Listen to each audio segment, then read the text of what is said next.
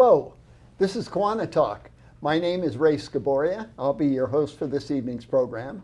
KiwaniTalk is a public information program brought to you monthly or weekly actually. And today we're filming at the Dearborn Dearborn Administration Center. And my guests today are John Thompson, the president of Goodfellows, and George Darany, who is the vice president of Goodfellows. Of course, George is also our city clerk. Yes.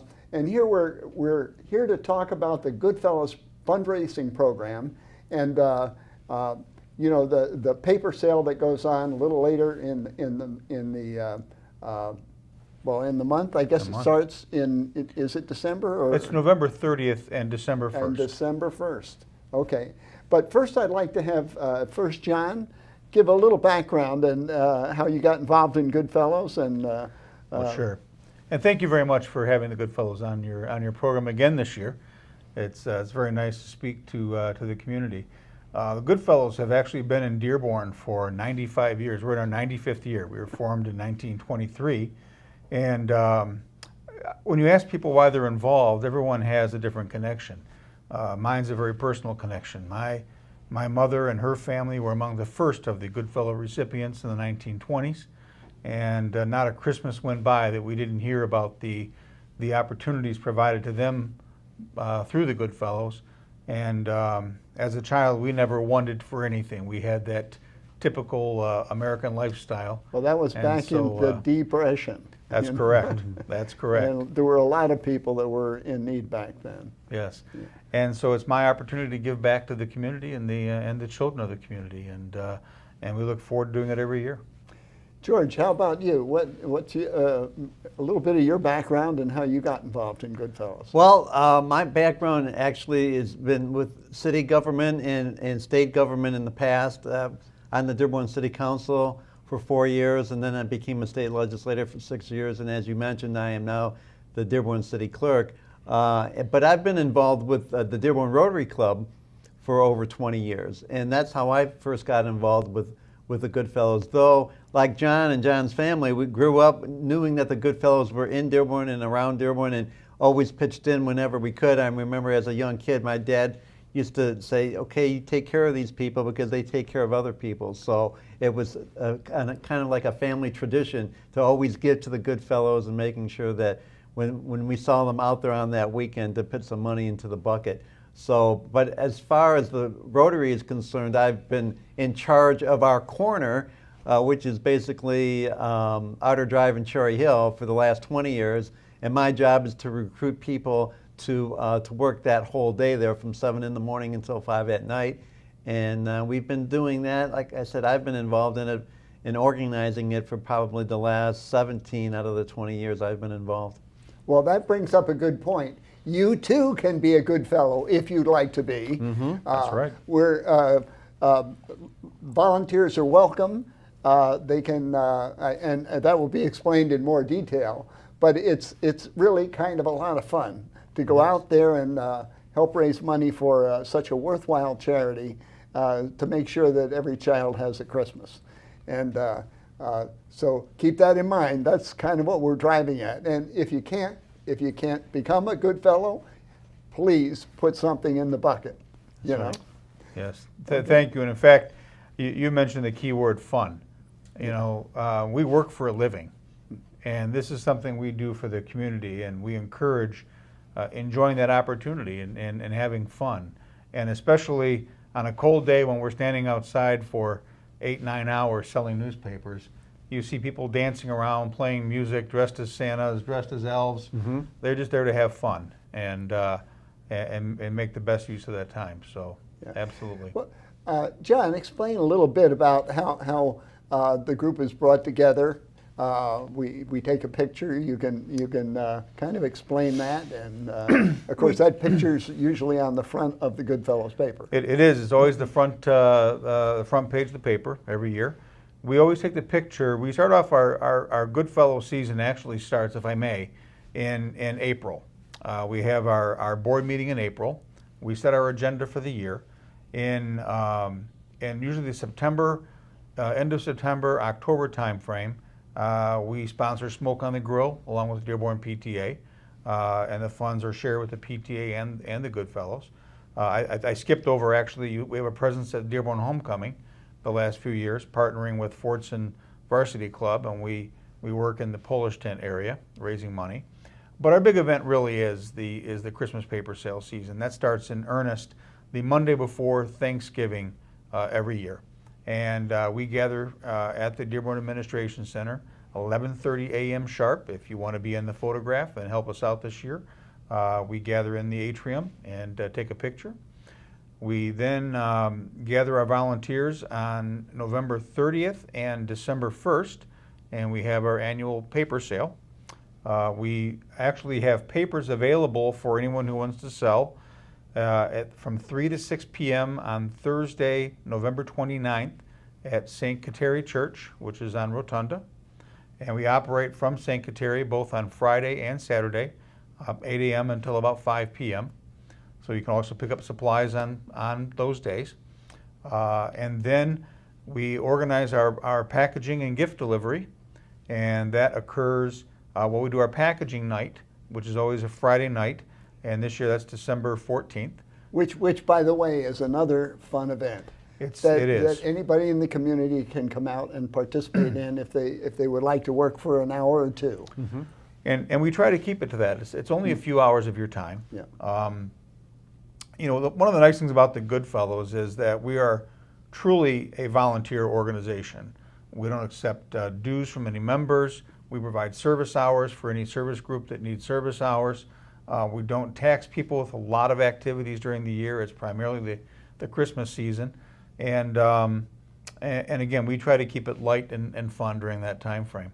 Yeah. And then, of course, we wrap everything up on December 15th this year, Saturday at 8 in the morning, and we deliver all the packages to the families in need. And that takes a few hours, and then we get ready for the next year. Yeah, and you have a lot of volunteers. I mean, the dealerships volunteer vehicles for you to use for the delivery. I believe, is that correct? We do. We're very fortunate, and I always say this, and I know George says it too. When you look around town, we have a number of businesses that support all of the community organizations, and the Goodfellows are no exception.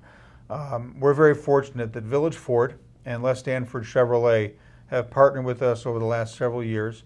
We package and deliver from Village Ford, and both Village Ford and Les Stanford provide the vehicles for us to use to make those deliveries. And Village Ford allows you to use their facility to actually consolidate the packaging and loading the vehicles and so on, so that you can go out expeditiously in the morning to make the deliveries. That's correct. Yeah.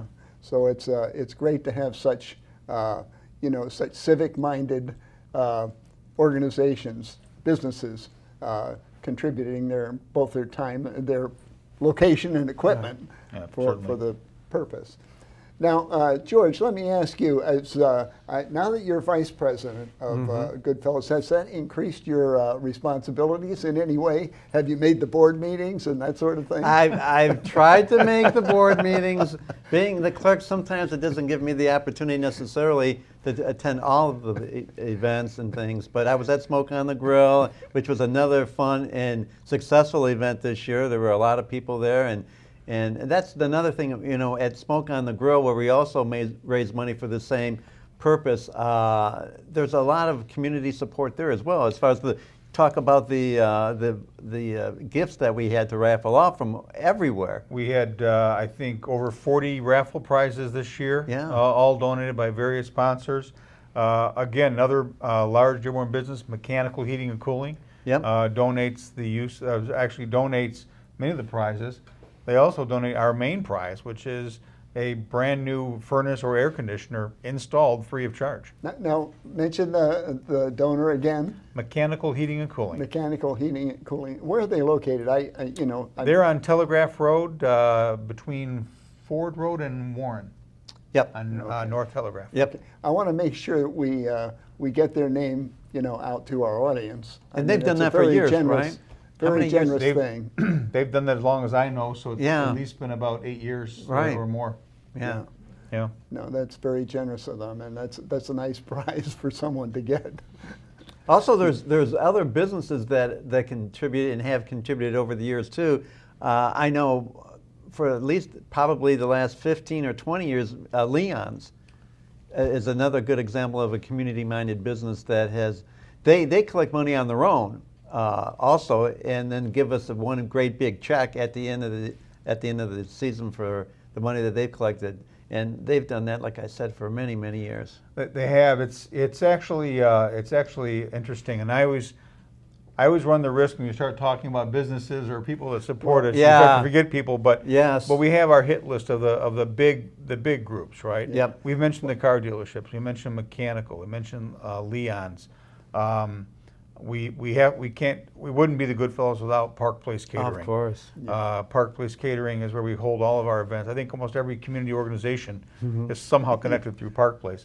And then we also have the Dearborn Times-Herald, Dearborn Federal Savings Bank, two other big sponsors of the Goodfellows. Yeah, we're trying to mention those organizations that are generous. And if we miss any, we hope they'll forgive us because we don't have the list in front of us. You know who you are. Yes. And we appreciate it very much. Yeah. So it's been it seems like it comes around so quickly, doesn't it, sometimes? The years fly by. They do. Maybe perhaps we should talk about the number of families, John, that we do support and the number of children that are covered. We do. We've averaged between about 475 and 500 families every year. The number of children ranges to between 1,100 to 1,200 children every year. And these are all children under the age of 12 in the city of Dearborn. And it's interesting when you think about the 95 years. Yeah. That at some point you think, well, there must be an end. Yeah. And there isn't. I heard a person that I believe, and this is not statistic, okay, but I heard a person say that close to 40% of the population of Dearborn falls below the poverty level. Well, that could probably be very accurate because I know as far as the Dearborn Public Schools are concerned, they get Title VIII money from the federal government, and through that process and through that program, between 70 and 75% of the children that go to our schools qualify for free and reduced price lunches. Yeah, this is the same community you're serving. The children of this community are the ones you're serving. And so it's very believable that you have numbers like that. And and schools, well, explain also how the children are placed on the list to receive packages from Goodfellows. Sure. So we receive, we work with the Dearborn Public Schools. The public schools provide us with a list. Each school, the counselors, social workers at the schools assess the needs of the families. They provide us that information. We begin collecting that information. You hear about Christmas in July. We start in September. We began collecting that information in September. And then we check the list several times. That list then gets funneled into a routing structure where we know where all the families are located.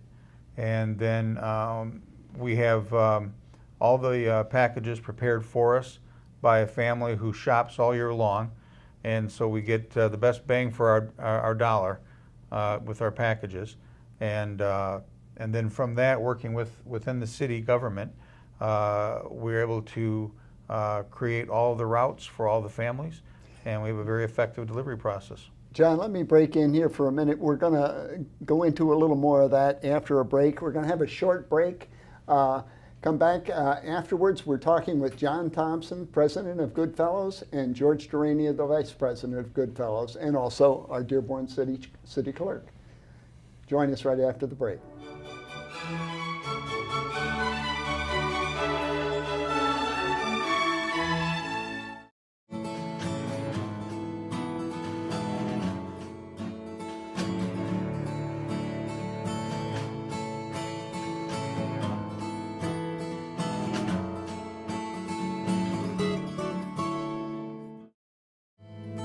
Who is a kid?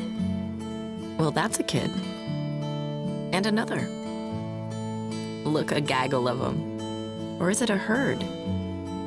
Litter? Pride. But what about her? Tell her she's not a kid. Or him. So how do we tell who is a kid? Height? Age, maybe. But some of us have to grow up faster than others. A kid. A kid. A kid wants to make the world better. And one day, he just might. Is a kid fearless? Vulnerable? Strong? Nervous? Yes. Yes. Yes.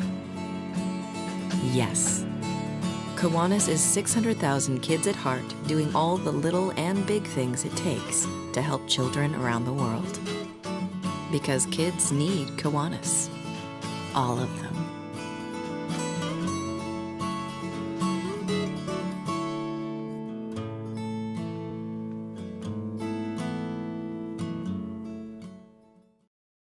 Hello, we're back with John Thompson, the president of Goodfellows, and George Darany, the vice president. And we're here talking about the Goodfellows newspaper sale to raise funds so that every child will have a Christmas. Right. And John, we were talking a little bit about some of the issues when deliveries are made. There's always a few maybe people that aren't there when you stop, and how is that handled by Goodfellows? So we have a, much like UPS or FedEx, we leave a little card that says, sorry, we missed you. And it has instructions on it. All of the undelivered gifts are actually taken to the Dearborn Police Station. And residents have up to a week to collect the gifts from the police station. We also have police officers that on their time will try to deliver packages. And we have volunteers that will also take that time during that week to try to reattempt to make those deliveries. Yeah, and I'm sure there's an occasional package that isn't picked up. Is there still a chance that could go to the recipient later? And is there a way through the school or something? Sometimes like the schools will come. We always try to work with the schools. Our job is to make sure all the children receive their packages. Okay. Sometimes we find that families have moved or situations have changed, so we work with the schools for that. None of our packages go unused. So even if we can't reach the family, we try to find other families that may be in need and work through the Dearborn police, through the fire department's burn drive, and other agencies to find uses. Okay. George, in the first half we were talking about some of the organizations that are the major contributors and volunteers for the program, and we managed to find the paper, and yes, the list is there. Do you want to review those? I think so everybody's been recognized. We've probably mentioned some of these names, but I'll just read the list, and then that way we'll have everybody covered. Which is, of course, the city of Dearborn, which, of course, with the mayor and his fine staff and department heads have been a big part of it for years as well. Dearborn Federal Savings Bank, the Dearborn firefighters and their burn drive. Of course, they're out there with their boots, and that's a nice presence to have on the streets too. Them and the police department. I have a little contest, I think, every year. A contest, you can sell more papers every year. Yeah, and they've been battling it out for years. Of course, Dearborn Public Schools has been heavily involved. We talked about Leanne's Family Dining, Mechanical Heating and Cooling, Park Place Catering, Rex's Golden Grill. They also raise money and give us a check at the end of the season as well. Sandwich Factory's been involved, Les Stanford Chevrolet, Times Herald, and of course Village Ford. And this year we have another major sponsor. We have another sponsor, Chief Financial Credit Union. Okay. And they've stepped up, and they're always looking for families in need to support and working with us as well. So, and these are the major contributors. It's difficult to distinguish our contributors. But we also have, as George mentioned, all of our contributors who support us at the Smoke on the Grill. Mm-hmm. We have, and those are all listed in our paper every year as well. We're very fortunate to have them. And I wanted to point out, because it's sitting right in front of me too here, Ray, is that we have about 25 collection boxes in various locations around the city. as well as gumball machines in various locations around the city. And it's been a very successful program for us. So we accept all that loose pocket change, all the, when you go to the convenience store and you get a few cents left over, throw it in the bucket. It all goes to the same cause. It helps the kids every single year. If you have a business that would like one or a gumball machine, we have plenty of them to place. You can contact us through DearbornGoodfellows.org, our website, or you can contact us through Park Place Catering at 313-274-4499, or you can write to us at Park Place. I think that's 23400 Park Street in Dearborn 48124. And all of that gets to us somehow, so we will take care of your requests. Yeah, I think we'll try and get those on the screen. We can put those on the screen at roughly this time in the Okay. show. Okay. Another issue that we talked about briefly before the show is that some of the homes that you arrive at, there doesn't seem to be anyone there that speaks English very well, and that creates a problem.